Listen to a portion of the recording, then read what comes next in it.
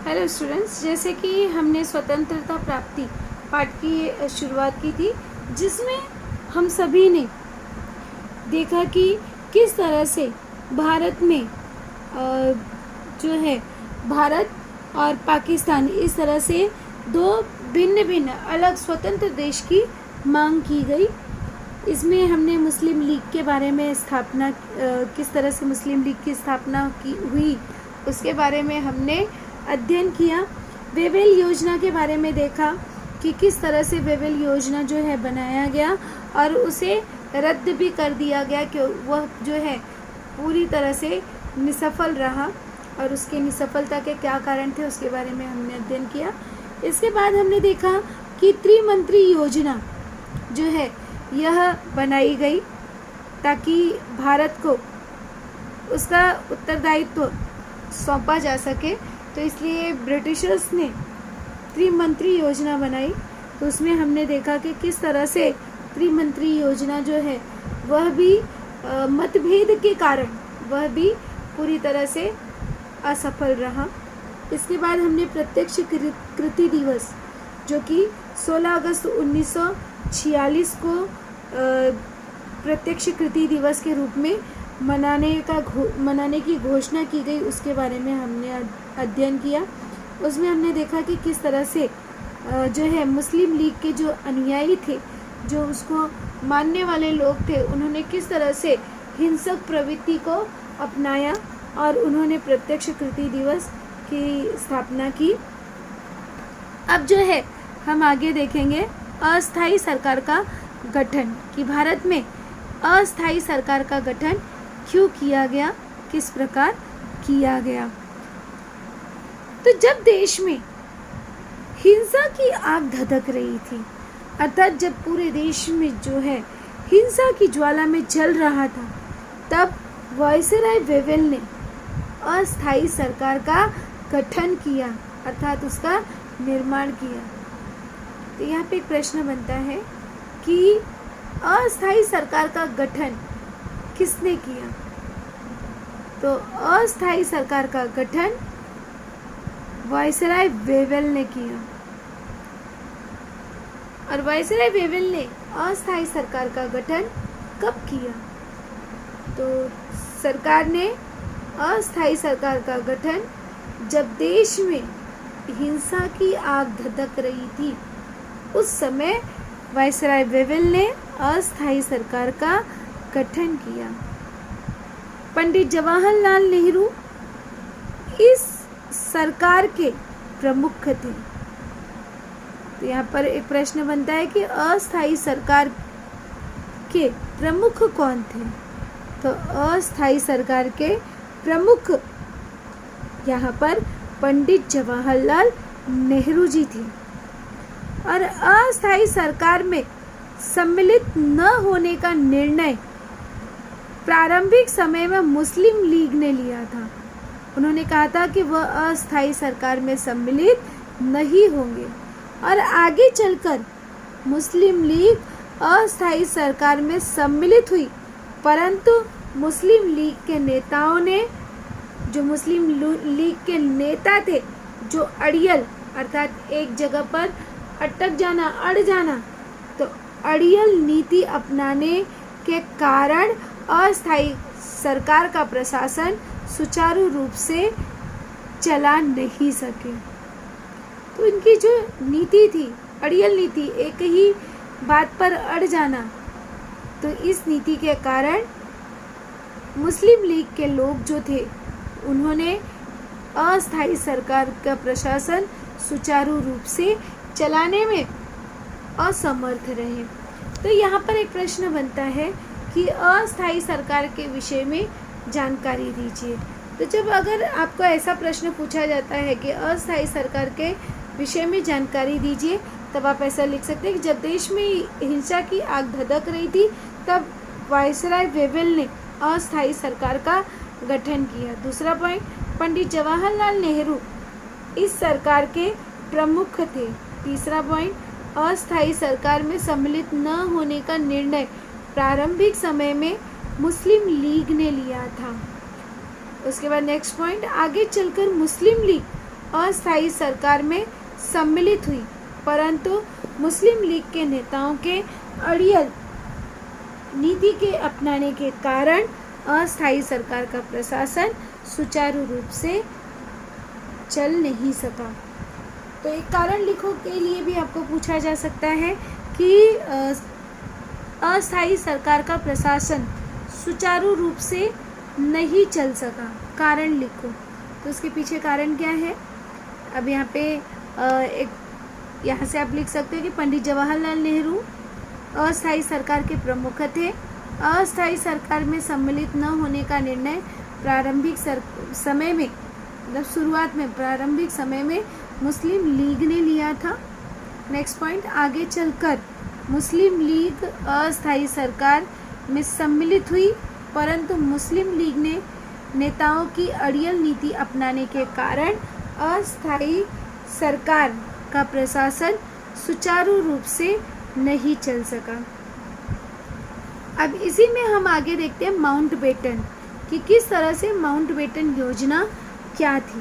तो इंग्लैंड के प्रधानमंत्री एटली, इंग्लैंड के जो प्रधानमंत्री थे एटली, तो एटली ने घोषणा की कि 1948 ईस्वी के पहले इंग्लैंड भारत में अपनी सत्ता को समापन कर देगा। तो यहाँ पे एक प्रश्न बनता है कि इंग्लैंड के प्रधानमंत्री एटली ने कौन सी घोषणा की? तो इंग्लैंड के प्रधानमंत्री एटली ने यह घोषणा की कि जून 1948 ईस्वी के पहले इंग्लैंड भारत में अपनी सत्ता को समापन कर देगा। भारत में होने वाले सत्तांतर की पृष्ठभूमि में भारत के वायसराय के रूप में लॉर्ड माउंटबेटन को नियुक्त किया गया। तो यहाँ पर एक प्रश्न बनता है कि भारत में होने वाले सत्तांतर, मतलब जो सत्ता का स्थानांतरण हो रहा है, सत्ता का बदलाव हो रहा है, तो सत्तांतरण की पृष्ठभूमि में भारत के वायसराय के रूप में किसकी नियुक्ति हुई? तो उत्तर के स्वरूप में हमें मिलता है लॉर्ड माउंटबेटन की नियुक्ति हुई। लॉर्ड माउंटबेटन ने भारत के प्रमुख नेताओं के साथ विचार विमर्श किए, उनसे कई सारी बातें की और इसके पश्चात होने वाले भारत और पाकिस्तान, इन दो स्वतंत्र राष्ट्रों के निर्माण की योजनाएं बनाई। अर्थात भारत और पाकिस्तान जिसकी मांग की गई, जो कि मुस्लिम लीग ने यह मांग रखी कि भारत और पाकिस्तान नाम का जो है उन्हें एक स्वतंत्र मुस्लिम देश चाहिए। राष्ट्रीय कांग्रेस का विभाजन को विरोध था, अर्थात राष्ट्रीय कांग्रेस के लोग जो थे वह विभाजन नहीं चाहते थे। राष्ट्रीय कांग्रेस की भूमिका का मूल आधार देश की एकता था, अर्थात यह जो देश जो है वह दो गुटों में बट रहा था, यह राष्ट्रीय कांग्रेस को अमान्य था।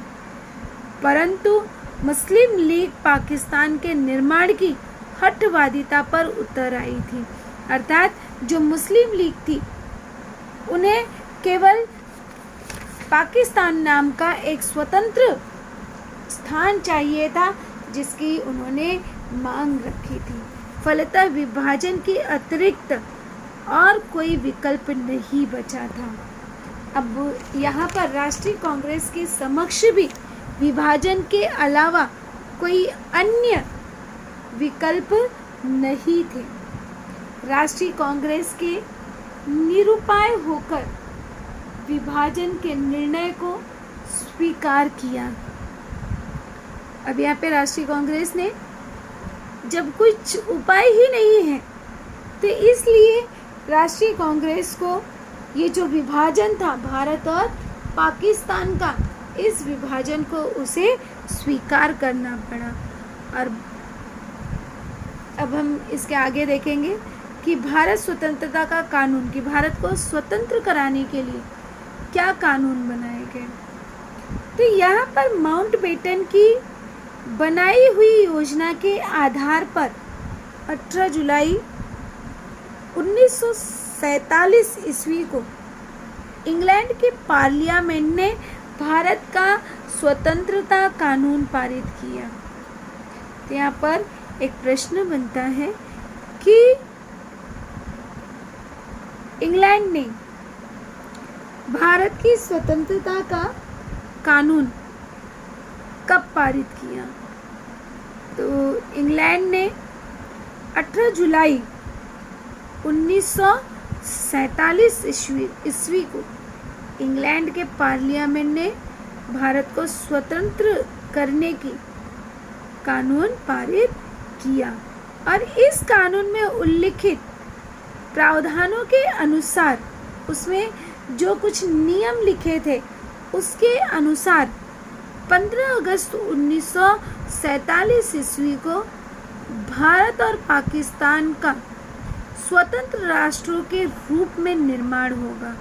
यह बात उसमें लिखी गई थी कि 15 अगस्त 1947 का दिन जो है वह उनकी आज़ादी का दिन होगा और इस तरह से यहाँ पर भारत और पाकिस्तान अर्थात भारत देश जो है यह दो गुटों में बढ़ जाएगा। एक का नाम होगा भारत और दूसरे का नाम होगा पाकिस्तान।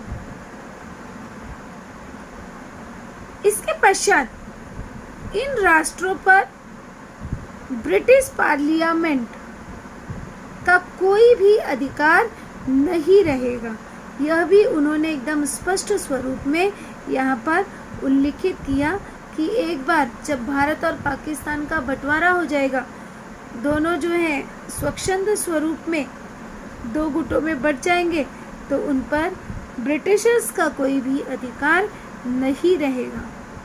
रियासत, जो बड़ी बड़ी रियासतें थी, तो रियासतों पर भी ब्रिटिशों का कोई भी स्वामित्व नहीं रहेगा और वे भारत अथवा पाकिस्तान में सम्मिलित हो सकते हैं।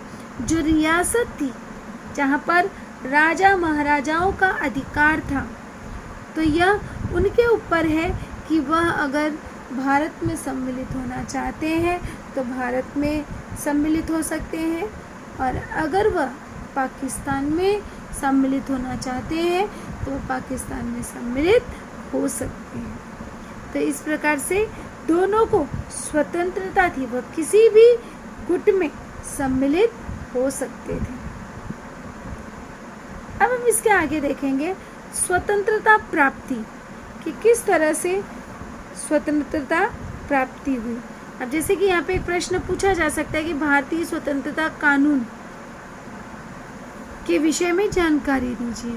तो फर्स्ट पॉइंट हम लिखेंगे कि माउंटबेटन की बनाई हुई योजना के आधार पर 18 जुलाई 1947 ईस्वी को इंग्लैंड के पार्लियामेंट ने भारत की स्वतंत्रता का कानून पारित किया।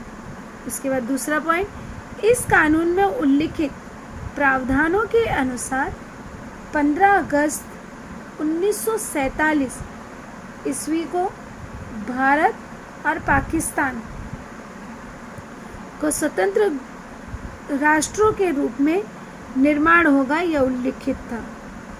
तीसरा पॉइंट, इसके पश्चात इन राष्ट्रों पर ब्रिटिश पार्लियामेंट का कोई भी अधिकार, कोई भी स्वामित्व नहीं रहेगा। उसके बाद नेक्स्ट पॉइंट, वे भारत और अथवा पाकिस्तान में सम्मिलित हो सकते हैं अथवा अगर वह चाहे तो वह स्वतंत्र स्वरूप में भी रह सकते हैं। अब इसके बाद हम देखेंगे स्वतंत्रता प्राप्ति की स्वतंत्रता प्राप्ति भारत को किस प्रकार से स्वतंत्रता प्राप्त हुई। तो भारतीय स्वतंत्रता कानून के अनुसार 15 अगस्त 1947 ईस्वी को भारत को स्वतंत्रता प्रदान किया गया। तब यहाँ पे एक प्रश्न बनता है कि भारत को स्वतंत्रता कब प्राप्त हुई। तो भारत को 15 अगस्त 1947 ईस्वी को भारत में स्वतंत्रता प्राप्त हुई और 14 अगस्त 1947 ईस्वी की मध्य रात्रि अर्थात 12 बजे के बाद, तो मध्य रात्रि को दिल्ली के संसद भवन के सभागार में संविधान सभा की बैठक हो रही थी और मध्य रात्रि के 12 बजे और भारत का पराधीनता समाप्त हुआ। ब्रिटिशों का यूनियन जैक, जो उनका झंडा था, तो यूनियन जैक नीचे उतारा गया और 14 अगस्त 1947 के ही दिन मध्य रात्रि को उसके स्थान पर भारत का तिरंगा झंडा लहराया गया और इस प्रकार से 150 वर्षों की पराधीनता से भारत देश जो है वह स्वतंत्र हुआ। तो यहाँ पे एक प्रश्न बनता है कि खालिस्तान की मध्य रात्रि को दिल्ली के संसद भवन के सभागार में संविधान सभा की बैठक हो रही थी, तो खालिस्तान, तो यहाँ पे आ जाएगा उत्तर 14 अगस्त 1947। स्वतंत्रता का आनंद विशुद्ध आनंद नहीं था, देश का विभाजन हुआ था। अर्थात ऐसा नहीं था कि उन्हें बहुत खुशी थी, उन्होंने भारत में बहुत कुछ खोकर ये खुशियाँ पाई थी। अर्थात यहाँ पर यह खुशी के साथ साथ एक दुख भरा क्षण भी था, क्योंकि यहाँ पर भारत और पाकिस्तान इस तरह से हमारा जो एकजुट भारत था वह 2 भागों में विभाजित होने जा रहा था। विभाजन को लेकर भयंकर हिंसाएं हुई थी और इस हिंसा से भारतीय जनता के मन दुखी थे। यहाँ पे एक प्रश्न था कि भारतीय जनता के मन दुखी क्यों थे, तो उत्तर स्वरूप में मिलता है कि भारतीय विभाजन को लेकर भयंकर हिंसाएं हुई थी और इस हिंसा से भारतीय जनता के मन दुखी थे। स्वतंत्रता समारोह में गांधी जी सम्मिलित नहीं हुए, अर्थात जब भारत का स्वतंत्रता समारोह मनाया गया तो उसमें गांधी जी आए भी नहीं, वह दुखी थे। उस समय वे बंगाल में शांति स्थापित करने के लिए एड़ी चोटी का पसीना बहा रहे थे। तब यहाँ पे एक प्रश्न बनता है कि स्वतंत्रता समारोह में गांधी जी क्यों सम्मिलित नहीं हुए, तो उत्तर स्वरूप हमें मिलता है कि स्वतंत्रता समारोह में गांधी जी उस समय बंगाल में शांति स्थापित करने के लिए एड़ी चोटी का पसीना बहा रहे थे, अर्थात वह वहाँ पर व्यस्त थे, जिसके कारण गांधी जी स्वतंत्रता समारोह में सम्मिलित नहीं हुए। भारत स्वतंत्र होने के केवल 6 महीने में 30 जनवरी 1948 ईस्वी को नाथूराम गोडसे ने गांधी जी को जघन्य हत्या कर दी, अर्थात उन्हें गोली मारकर उनकी हत्या कर दी। यहाँ पे एक प्रश्न बनता है कि गांधी जी की हत्या किसने और कब की। अब यहाँ पे हमें उत्तर स्वरूप मिलता है कि गांधी जी की हत्या 30 जनवरी 1948 को नाथूराम गोडसे ने की। हिंदू मुस्लिम एकता को बनाए रखने के लिए गांधी जी रात दिन परिश्रम करते रहे और इसके लिए उन्होंने अपने प्राणों की आहुति दे दी, बलिदान दे दिया, क्योंकि वह लोगों की नज़रों में आ गए और लोगों की आंखों में खटकने लगे। अब यहाँ पर लोग जो हैं भारत और पाकिस्तान का बंटवारा का प्रमुख कारण भी गांधी जी को ही मानते हैं और पंडित जवाहरलाल नेहरू को मानते हैं। तो यहाँ पर यह चीज़ें पूर्णतः गलत हैं। तो इस तरह से हमने देखा कि यह जो लंबा सफ़र रहा कि किस तरह से हमारे समाज में तकनीकी का परिवर्तन हुआ, औद्योगिकरण को बढ़ावा मिला, लोगों को रोजगार के अवसर मिले और उनके सामाजिक जीवन में सामाजिक स्तर में बढ़ोतरी हुई। शिक्षा, और जब सामाजिक स्तर में बढ़ोतरी हुई तो यहाँ पर शिक्षा का स्वरूप बढ़ा और साथ ही साथ सामाजिक और आर्थिक स्तर में भी निर्मित हुई। इसके साथ ही साथ हमने पढ़ा कि किस तरह से भारत में स्वतंत्रता का कालखंड रहा और उसी दौर में हमने देखा कि स्वतंत्रता प्राप्ति के बाद किस तरह से हमारे भारत की स्थिति थी।